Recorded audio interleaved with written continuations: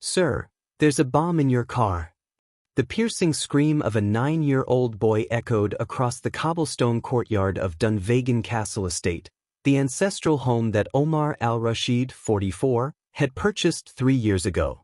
The Arabian oil magnate, worth over £800 million, had just stepped toward his white Aston Martin when a small figure burst through the morning mist. The child was filthy, wearing torn jeans and a hoodie several sizes too big, his dark hair matted from sleeping rough. Estate Security Chief Malcolm Fraser immediately moved to intercept.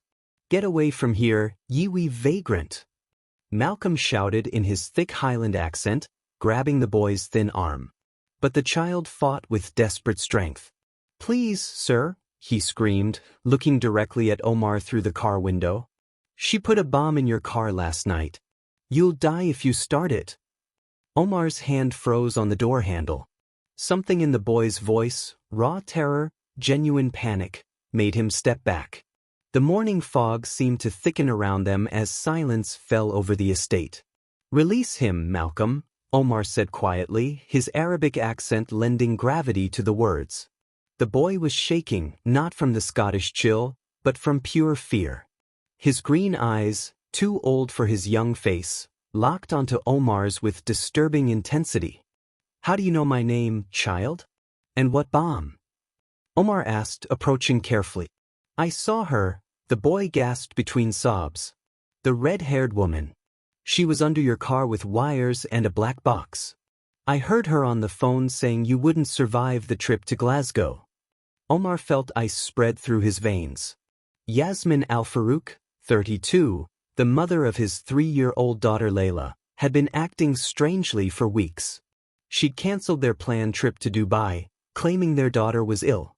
She'd been taking mysterious phone calls late at night. And this very morning, she had insisted he take the Aston Martin instead of his usual Range Rover. "You're lying," Omar said, but his voice lacked conviction. "I don't lie about bombs," the boy exploded, tears cutting tracks through the dirt on his face. "My mum died in a car explosion 2 years ago in Edinburgh. Someone planted a device just like this one. I know what they look like." The silence that followed was broken only by the distant cry of seagulls over Loch Dunvegan. "What's your name?" Omar asked, his voice softer now. "Finn MacLeod," the boy replied, wiping his nose on his sleeve. "I've been sleeping in the old groundskeeper's cottage since my foster family threw me out. That's how I saw her." Omar looked at the boy, really looked at him. Tangled auburn hair, clothes hanging off his skeletal frame, shoes held together with tape. But it was his eyes that haunted Omar. Eyes that had witnessed horrors no child should ever see. "Malcolm, check the car." "Now," Omar commanded. "Sir, this is ridiculous. He's just another street waif trying to—" "Now!" Omar's voice echoed off the castle walls, making both Malcolm and Finn jump. As the security chief reluctantly approached the Aston Martin with a torch, Omar knelt before Finn. "If you're lying, I'll have you arrested. If you're telling the truth." He paused, studying the boy's face. "I owe you everything." Malcolm's voice cut through the morning air. "Mr. Al-Rashid, there's a device attached to the ignition system. Jesus Christ, it's a proper bomb." The world tilted. Omar's legs nearly gave out. If he had driven to his morning meeting in Glasgow, with that winding mountain road and the steep cliffs overlooking the loch, he would have been dead within 20 minutes. "How did you know?" Omar whispered to Finn. "Because I promised myself I'd never let it happen to anyone else," Finn replied, clutching something in his pocket, a small, worn photograph. "My mum always said we protect people, even when nobody protects us." At that moment, Omar realized his life had been saved by a child society had abandoned, and that the woman sharing his bed and raising his daughter had been planning his execution. If you're feeling the same shock as Omar right now, you need to hear what happens next. Because this story of betrayal and an unlikely hero is just beginning, and what unfolds will shake you to your core. ***. 2 hours later, Omar sat with Finn in a quiet pub in the village of Portree, watching the boy devour fish and chips as if he hadn't eaten in days. He had called his solicitor, Margaret Sinclair, who was driving up from Inverness. "Finn, tell me exactly what you saw last night," Omar said gently. The boy stopped eating and glanced around nervously. "I sleep in the old cottage because it's warm and nobody bothers me there. Around midnight, I heard a car engine. I looked out and saw the red-haired woman working under your Aston Martin with a torch." Omar's stomach clenched. Yasmin had claimed she'd spent the entire night nursing Layla's fever. "Are you certain it was her?" "She was talking on her mobile.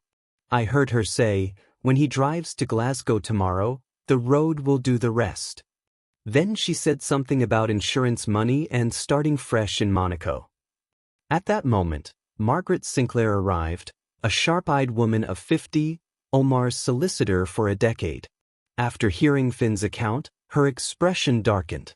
"Omar, this is attempted murder, but we need more than a child's testimony," Margaret said quietly. "A court might question his reliability." "Then what do we do?" "We return to the castle carefully and we investigate. But first..." She looked at Finn. "Son, do you have somewhere safe to stay tonight?" Finn shook his head. "I always manage on my own." "Not today," Omar decided, surprising himself. "Today, you're under my protection." Margaret leaned forward. "Omar, you realize this boy could be in danger if Yasmin discovers he knows?" Omar's blood chilled. Finn had become a witness. And Yasmin, he was beginning to understand he didn't know the woman who shared his home and his daughter's life. An hour later, they were back at Dunvegan Castle. Yasmin descended the grand staircase elegantly, wearing a flowing green dress, her red hair perfectly styled despite supposedly caring for a sick child all morning. "Darling, you're back early," she said, kissing Omar's cheek with practiced affection. "I thought you had meetings in Glasgow all day." "Change of plans. Yasmin, this is Margaret Sinclair, my solicitor.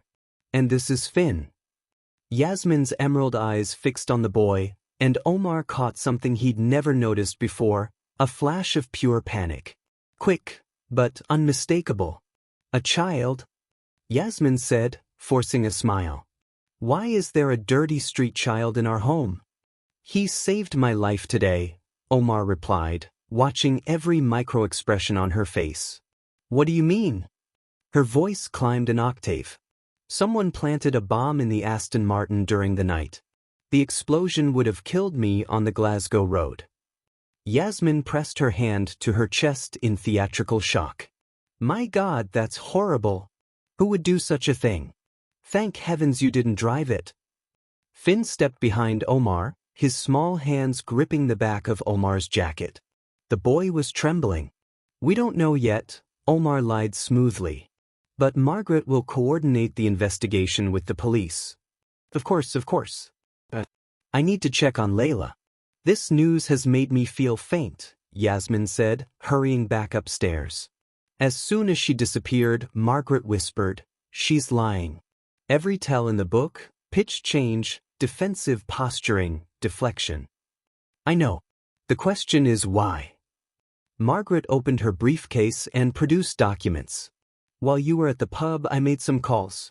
Omar, Yasmin took out a life insurance policy in your name worth £15 million.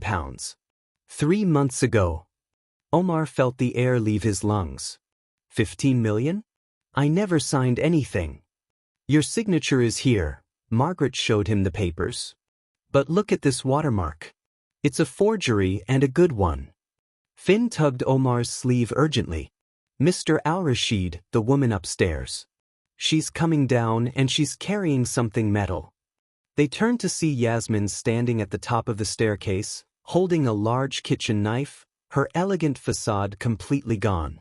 "You know, don't you?" she said, beginning to descend slowly. "That filthy little rat ruined everything." Margaret discreetly dialed the police while Omar pulled Finn behind him. "Yasmin, put the knife down. We can discuss this." "Discuss?" She laughed, cold and bitter. 3 years, Omar. 3 years of playing the devoted baby mama, pretending to love your boring traditions, your endless business calls, Your precious daughter who isn't even mine by blood. Layla? What about Layla? Omar's heart raced. She's not your biological daughter, Yasmin spat. DNA test would prove that. But you've been so eager to play daddy to secure your precious legacy. The words hit Omar like a physical blow, but Finn whispered something that made his blood freeze. Sir, she's the same woman who killed my mother. The silence following Finn's whisper was shattered by the distant wail of sirens approaching across the Scottish Highlands. Yasmin froze mid-step, her grip tightening on the knife. What did you say, you little parasite? She hissed. You killed my mum, Finn repeated, his voice growing stronger as he stepped out from behind Omar. I remember you now. You came to our flat in Edinburgh, pretending to be from social services. You asked about Dad's work at the oil refinery. Omar felt his world crumble. Yasmin, is this true? Of course not, she shrieked, but Margaret was already recording everything on her phone. This child is delusional.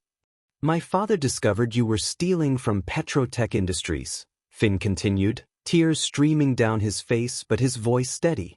He was going to report you, so you put a bomb in our car.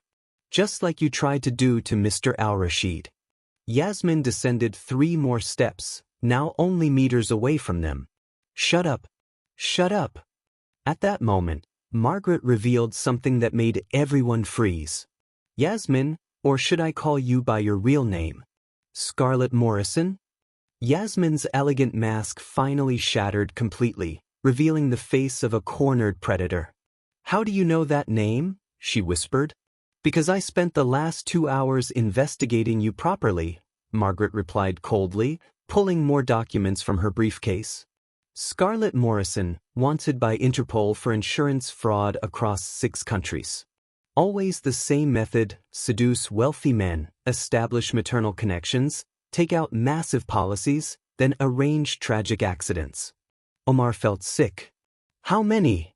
You would have been number 7, Margaret said grimly. Finn's father was collateral damage. He discovered Scarlett was using Petrotech as a front for her operations. 7 men. Omar breathed. Yasmin Scarlett laughed hysterically. 3 years pretending to love your Arab customs, your suffocating family traditions, your constant need to prove you're more than just oil money. Do you know how exhausting it is to fake maternal instincts for a child that isn't even yours? Then why not just leave? Omar asked, genuinely confused. Because leaving would give me a few million in a custody settlement. Your death would make me sole guardian of our daughter and heir to your entire fortune. 800 million pounds, Omar. Do you understand what that means? She pointed the knife at Finn. And this disgusting little street rat almost destroyed years of planning. The sirens were much closer now. Scarlett realized she was trapped. You think I'm going to prison? Never. She lunged down the stairs toward Finn, but something extraordinary happened. The boy didn't run. Instead, he shouted in Arabic words Omar had taught him while they waited at the pub. Allahu ma'ana. God is with us. The cry in Arabic made Omar react instantly. He swept Finn into his arms and dove sideways, sending Scarlett tumbling down the stone steps. The knife clattered across the floor, embedding itself in an antique wooden chest. When the Highland police burst through the castle doors, they found Scarlett pinned beneath Omar's weight, screaming threats at Finn. I'll find you, you worthless orphan. There are people who won't let some street rat destroy years of work. Detective Inspector Cameron Ross approached Margaret. Do we have it all recorded? Every word, Margaret confirmed, showing her phone. Full confession to multiple murders and attempted murder. As Scarlett was handcuffed and led away, she turned one final time to Omar. You think you're the hero here? You have no idea who you're dealing with. There are people with more money than you could imagine who won't let this stand. Her words echoed as the police car disappeared into the Highland mist. Omar looked down at Finn, who was still trembling in his arms. What did she mean about powerful people? Margaret closed her briefcase with a grim expression. Scarlett Morrison didn't work alone. She was part of an international insurance syndicate that's moved hundreds of millions. And now that she's been arrested, now they'll want to eliminate the witness, Omar finished, holding Finn tighter. Not if he's under the protection of someone with resources to match theirs, Margaret said meaningfully. At that moment, Omar made a decision that would change both their lives forever. He knelt in the castle courtyard and took Finn's small hands in his own. Finn MacLeod, you saved my life today. Not just from the bomb, but from years of living with a woman who was planning my murder.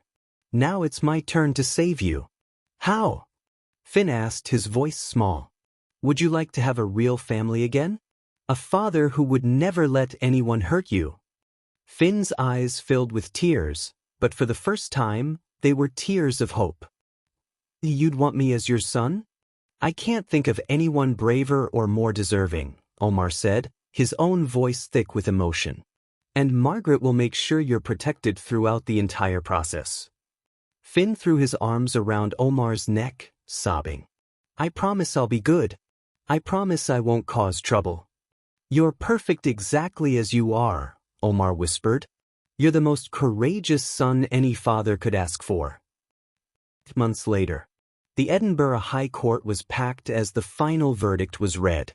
Scarlett Morrison, now wearing prison orange, sat with her legal team, refusing to look at the prosecution table where Omar, Finn, and Margaret awaited justice. Are you nervous? Omar asked Finn quietly. The boy, now wearing a sharp navy suit and with his hair properly cut, looked every inch the young gentleman he was becoming. Not anymore, Dad, Finn replied, squeezing Omar's hand. You taught me that bad people only win when good people stay silent. The investigation following Scarlett's arrest had exposed a network spanning 12 countries.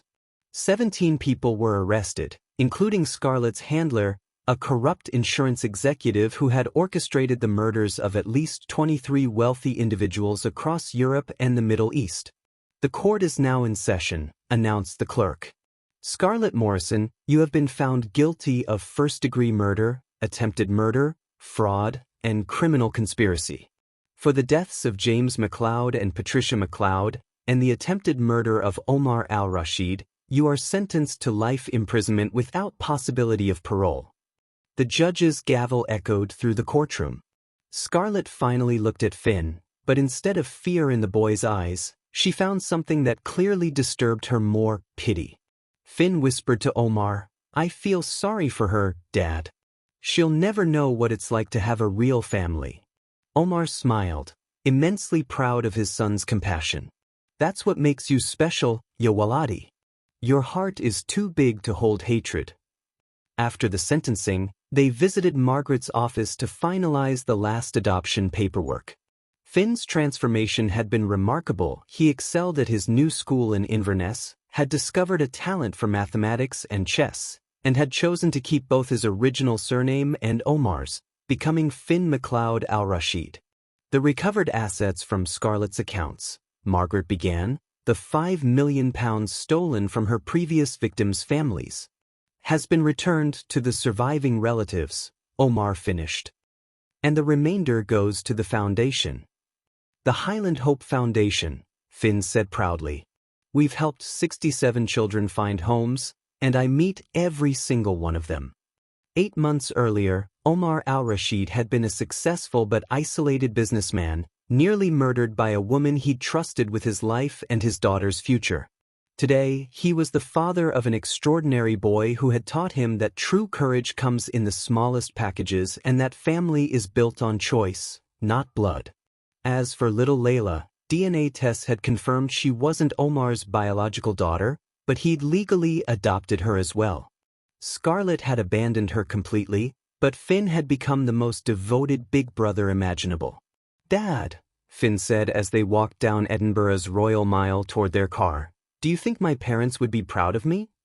Omar stopped walking and knelt on the ancient cobblestones, not caring about the tourists staring. Finn, your parents raised you to be brave, honest, and protective of others. They would be prouder of you than any parents in history. And they'd love you too, Finn said, hugging him fiercely. Because you love me the way they loved me. That night, as Omar tucked both children into bed at their Edinburgh penthouse, they kept the castle but moved closer to the children's schools. Finn shared a secret. "Dad, I wasn't sleeping near your castle by accident. I'd been watching your house for 2 weeks." "Why?" Omar asked, curious. "Because you always left food out for the Highland cats, and you stopped your car to help that old man change his tire. I thought if you were kind to animals and strangers, maybe you'd be kind to children too." Omar felt his eyes well up. "So you saved me because I fed stray cats?" "No, Dad," Finn smiled sleepily. "I saved you because good people deserve to be protected, just like you protect me and Layla now." 2 years later, Omar stood on stage at the International Children's Rights Conference in Glasgow, with Finn beside him, now 11 years old and fluent in Arabic, English, and Gaelic. "My father taught me that it doesn't matter if you're rich or poor, Arab or Scottish," Finn said into the microphone, his voice clear and confident. "What matters is having the courage to help someone when nobody's watching. Sometimes saving a life is as simple as shouting, 'There's a bomb in your car.'" The audience erupted in applause. Omar looked at his son, the brave boy who had saved his life and then allowed him to save in return, and knew he had found his true purpose. The Highland Hope Foundation, now operated across Scotland and northern England, had rescued over 400 children from the streets, and Finn insisted on personally meeting every single one. Scarlett Morrison was serving her sentence in Cornton Vale, her only visitors being international investigators seeking information about other cases. Sometimes the most unlikely heroes carry the greatest lessons. A homeless boy taught a millionaire that true wealth isn't in your bank account, but in having someone who cares enough to risk everything to save you. And that family isn't about blood or birth certificates. It's about choosing to love and protect someone, even when the whole world has turned away. If this story moved you and made you think about the invisible heroes in your own life, remember that courage comes in all ages and that sometimes all it takes is one brave voice to change 2 destinies forever.